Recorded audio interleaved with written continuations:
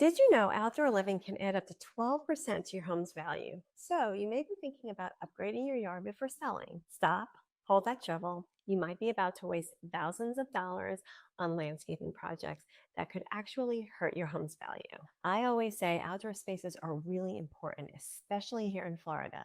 But before you start planting an exotic jungle or installing a koi pond in your backyard, let's talk about what actually helps your home sell and what doesn't. Stick around because some of these might shock you. Hey there, I'm Kim Devlin, your Northeast Florida realtor. One thing I always emphasize when selling a home is the importance of outdoor living. Many buyers I work with are looking for that perfect patio or lanai space. But when it comes to prepping your home for sale, there are a few things you shouldn't do to your yard because it's not going to add value. Number one, high maintenance gardens. They really are beautiful, but a hassle. We all love gorgeous gardens, right? But here's the thing. If your yard looks like it requires a degree in botany to maintain, buyers might run the other way. Here in St. Augustine and Palm Coast, we have a lot of seasonal residents and retirees looking for low maintenance properties. If your yard looks like it takes hours of watering, pruning, and mulching, you could be scaring off potential buyers. Keep it simple. Native plants, easy to care for greenery, and a fresh, well-mulched look go a long way. Number two, unusual features. Not everyone wants a backyard lagoon.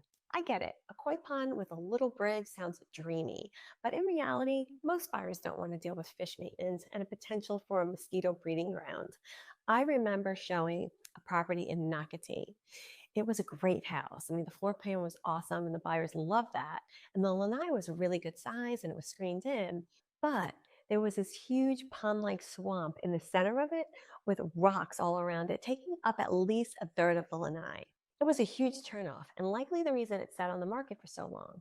Fountains, large statues, and quirky yard art may be your style, but they might not be buyer friendly. Here in coastal Florida, buyers looking for breezy, beachy, and functional outdoor spaces. A fire pit or a cozy patio setup, that's a selling feature. But a 10-foot gnome, probably not. Number three, artificial lawns. Artificial grass might seem like a great idea. No mowing, no watering, but buyers in Florida actually prefer the real thing. Why? They prefer the aesthetic of real grass, which also keeps the ground cooler. Artificial grass gets hot in direct sunlight.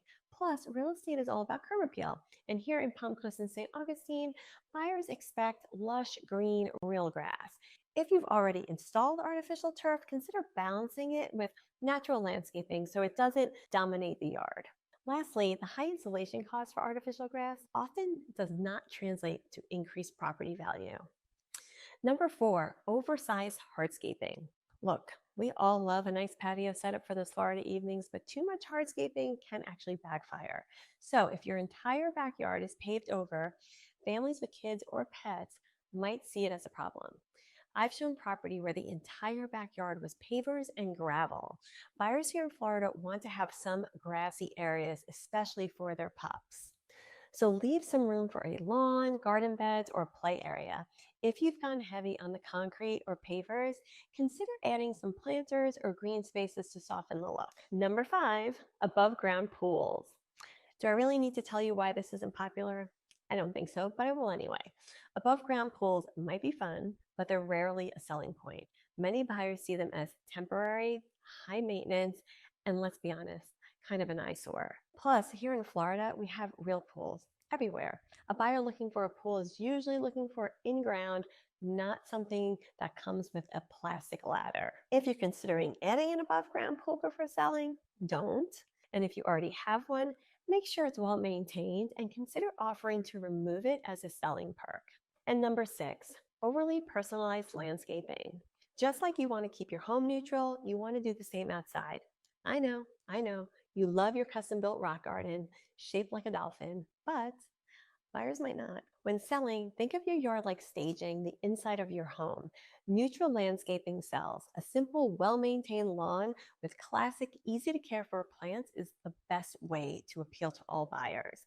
Now, if your yard is filled with personal touches that scream, "This is my dream yard, not yours," it might be time to scale it back before listing. So, what's the takeaway? When prepping your yard for sale, less is more. Keep it clean, simple, and easy to maintain.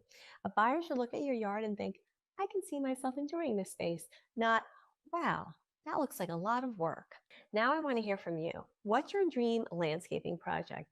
Would you love a koi pond or are you all about the simple beachy Florida vibe? Let me know in the comments below. And for my seller prep guide, click the link in the description. If you are thinking of selling your home in St. Augustine or Palm Coast and want to have a conversation, send me an email to kim@kim@devlinteam.com and I will definitely reach out to you. Now watch this video right here for more tips. Thank you so much for tuning in today, and I will catch you on the next one.